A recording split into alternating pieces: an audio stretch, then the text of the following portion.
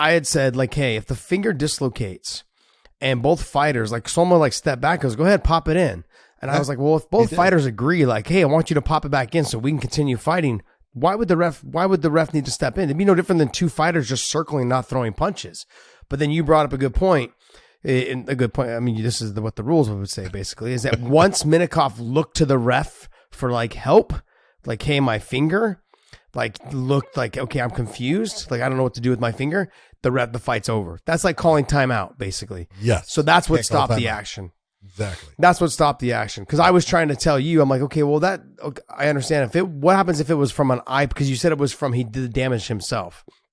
And then I said, okay. Even if his opponent did that damage based upon just blocking, we'll say, it's a fair blow. Nothing illegal happened.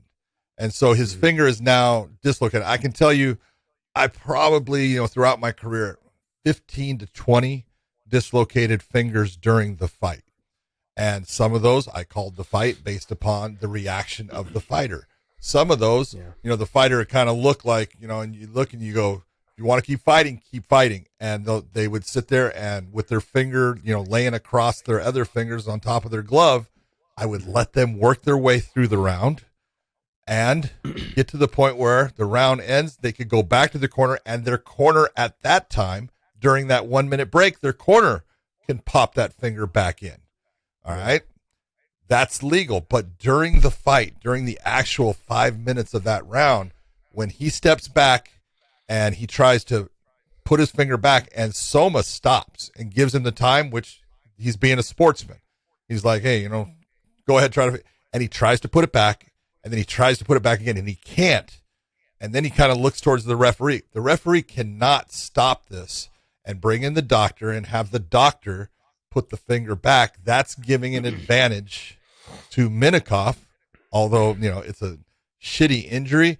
It's no different than, if we get cut and it's a big cut, and all of a sudden we're dabbing at our eye and the referee goes, stop time. And the doctor looks at us and says, no, we're going to stop it. It's a TKO. This is a TKO victory for Soma. I know it sucks for a lot of people, but you can't give an advantage to one fighter over the other. And if you stop the fight and let the doctor come in and do that, fighters all the time, would be calling timeout because I got hurt, but you got hurt by a fair blow. Now, let's say that the finger it came out of the glove. And a lot of people have asked that, well, what if it just came out of the glove? That's different. That's an equipment failure. That's something that the design of the glove is not supposed to release the finger, but it does. We will take the time to put that glove back in the right place and now restart the fight. But when it's a action that occurs that it's fair, no different than, when Anderson Silva breaks his leg or Chris Weidman breaks his leg on a kick, Chris Weidman against Anderson didn't do anything wrong, and Hall didn't do anything wrong against Weidman. They just got injured off of the kick. It's a TKO. Same with the broken finger. Yeah, I gave you an example last night. I said, what happens if he puts his hand out or whatever and he stubs his finger and dislocates into the guy's eye? I said, because then now the judge, because you're saying the doctor can't come in to fix his finger. Yes. Now the doctor's going to come in to look at the other guy's eye. While the doctor's in there, he can pop his finger back. He can pop it. He can pop his finger, but not the doctor can't pop it. Bingo. But his doctor can't do it. Because now, like you said, is giving the fighter an advantage to continue fighting at a better being healed, basically. Think about if you and I are fighting and you throw a punch and it freaking hits me and I'm trying to kind of block and my fingers go out and they go into your eye, but I get a big old cut during that blow that you land on me. And now you've got a poked eye and I've got a cut over my eye. So the referee goes, stop based upon not my cut.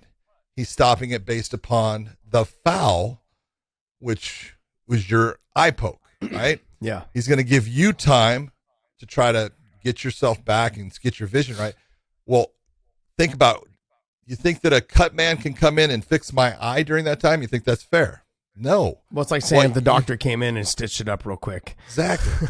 What happened to me was legal. It's called a fair blow. There's nothing that happened. I got cut, but it was off of a legal blow That's what fighting is, and that's what we're trying to do all the time, Okay. is damage our opponent. And you did that. Now, I damaged you, but mine was based off of a foul. So, yes, you could have the point where we'll say that, same scenario, but when I put my hand out and it pokes you in the eye, we'll say it snaps my finger open. Yeah. He calls time. I can sit there and pop my finger back, okay, and be good to go in the fight. You get to the point where you say, I'm ready to go. He'll restart that fight. But if in the same scenario, I can't pop it back, and now I go to him and go, hey, I got this. Boom, fight's over.